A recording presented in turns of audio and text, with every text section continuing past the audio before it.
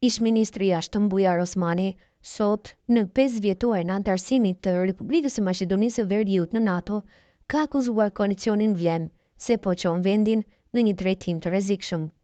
5 vjet më parë, më 27 mars 2020, Maqedonia e Veriut u bë antarja e 30 e NATO-s, duke përmbushur një objektiv strategjik të kahirshëm të shtetit tonë.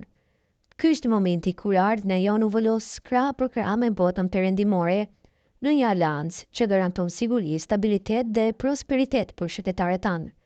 Ky është rezultati i angazhimit të gjatë dhe një zgjedhjeje të qartë për të qenë pjesë e vlerave euroatlantike.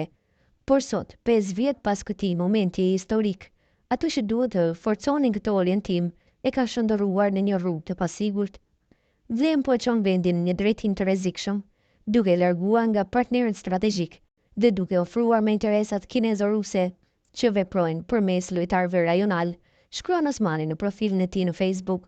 Ai thekson se në vend të fuqizimit të pozicionit tonë në NATO dhe BE, shohim një qasje që po e lë vendin të ekspozuar dhe indikimit që bie ndesh me interesat tona kombëtare.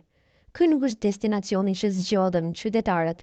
NATO nuk është thjesht një antarësim i letër, por një angazhim i vazhdueshëm për ta mbrojtur rrugën tonë drejt demokracisë dhe stabilitetit. Ne mbetemi të palëkundur në orientimin tonë euroatlantik, shton Osmani ndër të tjera.